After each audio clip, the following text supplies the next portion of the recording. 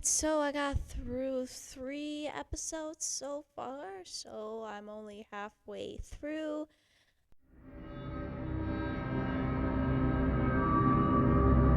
I'm sorry she didn't bring her here.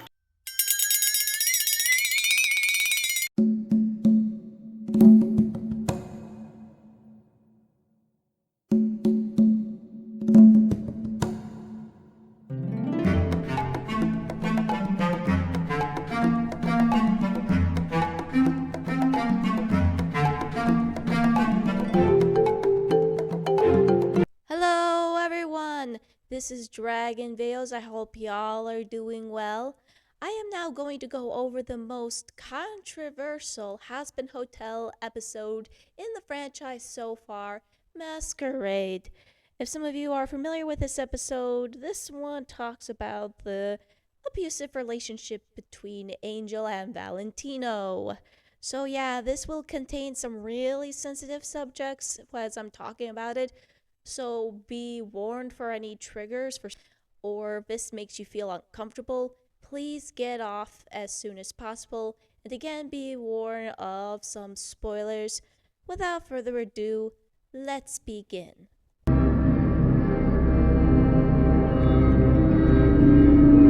So this episode begins with a very interesting surprise. Angel just being tied up and interrogated by some unknown demon.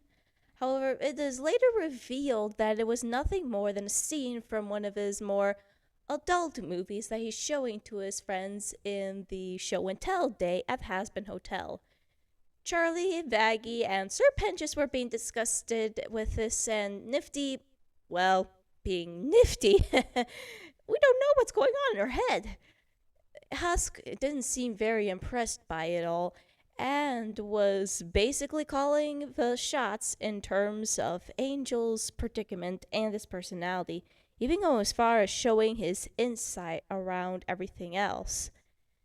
Angel, of course, doesn't try to get bothered by this and was about to throw in his few shots when he suddenly gets a call from his boss asking him to go for another shoot.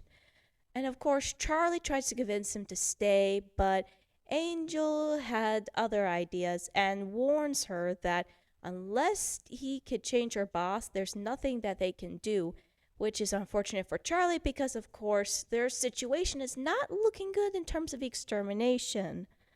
As a result, Vaggie tries to give her some advice about being more firm and showing more of her authority, which proved to be easier said than done when Charlie finally arrived at Val's studio. Angel, of course, was struggling a little bit with the script, but then when Charlie came in, things kind of hit the fan. At that point, even it caught the attention of Valentino, who at first tried to pull off his usual charm. However, Charlie did not exactly feel comfortable around this guy. Yeah, that's of no surprise. And then she kind of causes some distractions and ultimately sets the studio on fire, which I'd say seems like a glorious idea.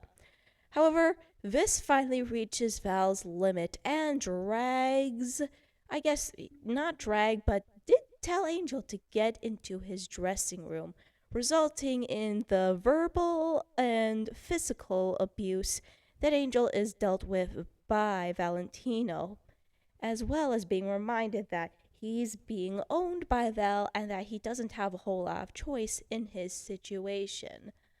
And of course, Angel is forced to take care of Charlie, and even Angel knows that Charlie has to get out because the situation is pretty dangerous, even if she's the princess of hell. Upon seeing Angel being tossed around like a sack of potatoes by Val, Charlie finally loses it and goes straight at Valentino. Here it comes. Like that. Charlie, just stop. Angel, what are you talking about? Charlie, leave. And there it goes. Ah, dang it. So close and yet so far. So Angel diffuses the situation, resulting in Charlie going back to the hotel crying and Angel having to endure whatever horrible dish that Valentino is serving him. This causes the Poison song, which everyone all knows and loves, and of course feels sad for because this is where we get to see the depths of Angel's abuse and the pain that he has to go through on a daily basis when he's stuck with this odd. So, of course, at the end, Angel was returned back to the hotel after a long, hard time. And of course, Husk sees this and tries to give him a drink and advice.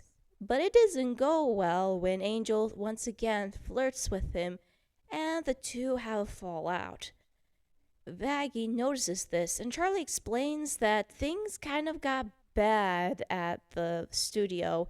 So Vaggie tries to tell Husk to go over and fix things with them. Husk was reluctant, but later on he decided to go anyway just to make sure Angel was okay. And when he gets to the bar, he sees a couple of shark dudes trying to drug him with one of Velvet's iconic love potions. He goes as far as knocking them all out and dragging Angel away. Upon seeing the seriousness of the situation, he decides to take him back to the hotel. But this results in creating one of the most emotional scenes in the entire episode. It's not an act. It's who I need to be. And this is my escape.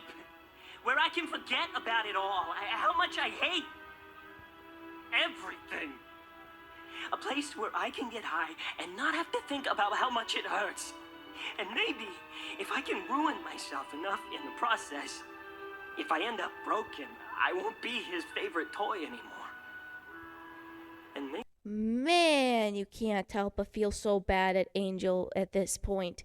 This guy probably had a lot of bad luck in life and in death, and that the only way he can deal with it all is through the use of drugs and in hopes that he could get out of Val's grasp.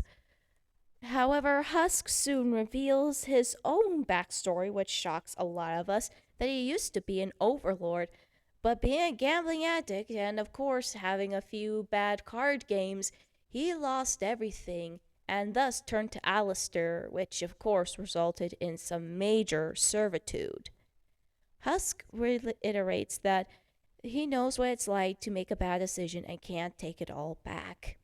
This induces the song Loser Baby, which still has a nice tapping tune, and the two of them talk about their feelings and that they're in the same boat no matter they dice it or slice it. Speaking of slicing, they soon find themselves being attacked by the shark gang once again, but this time Angel decides to throw in his own talents with his weaponry, resulting in a very interesting bloodbath and, of course, a huge admiration from Husk. The episode ends with Charlie apologizing for what she did to poor Angel, and Angel recognizing that Charlie was only just being there for him and even shows his appreciation, which I feel like is some way of him forgiving her for what happened. And of course, it ends with both him and Husk having a nice drink at the bar.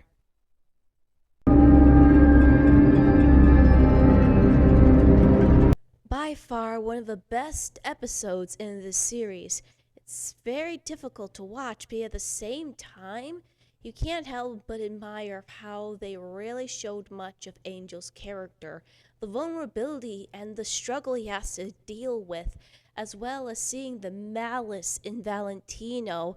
And of course, we get to see more of Husk's compassionate side and his keen eye. Then, of course, we also have Charlie's character arc, where she finally understands there are some things that she can't intervene on.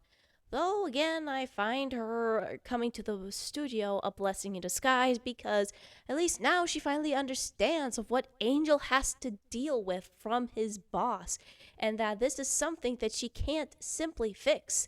And I do hope that this is addressed once again in Season 2. And I'm pretty sure, like most of you, I was a bit bummed out that Charlie didn't beat the crap out of him. And of course, then we get to see a little bit of the blend between hopeless and painful to at least a little hopeful in the time of need towards the tail end of the episode itself. This is definitely an episode that I would consider a favorite.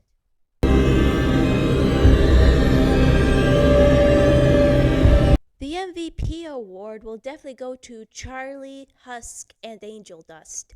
With Angel Dust, we definitely see that there's a lot of character arc for him, as well as the fact that this, not only do we learn about his vulnerability, but we also learn a bit more about his situation, as well as him coming to accept the fact that he's got to open up to some people at some point, because it was only going to be worse from there, and that he shouldn't have to deal with it alone. Husk is MVP because he was observing everyone's emotions and in some ways understood of what they needed. And in some case, he needed Angel to be real. And of course, he had to show Angel that he wasn't alone, like he knows what it's like to be oppressed by another demon and knows what it's like to make a stupid mistake. And with Charlie, as I said before, her character arc was definitely something that shouldn't go unnoticed in Masquerade, because in the beginning of the episode, she didn't really understand of what was going on with Angel. And plus, she practically pins herself against him, almost forcing that change onto him. But now that she realizes that he's in a very delicate situation that can't be fixed by kind words alone, this was definitely something that she's going to have to back away and reconsider if she wants to help Angel get redeemed, even if that was slim at best, as well as trying to make sure she doesn't let her personal goals interfere with everyone else and endanger them any further than she had already.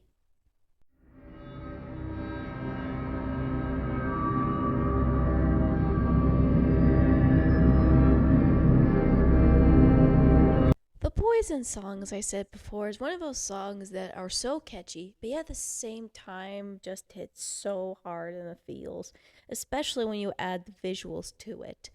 It does embody, once again, about Angel's struggle of what he has to deal with, his toxic situation with Val, and that you wish that he has something better in his life, especially when he says, I want to have something to live for tomorrow.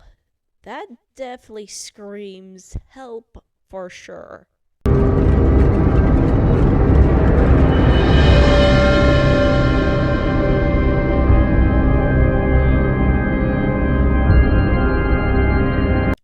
As I said a million times, and I don't care how often I say it, A Loser Baby definitely is a feel-good earworm, not only just because of its jazzy tunes, but when we pay attention to the full context of a song and what led to it, you would probably understand what it's really about.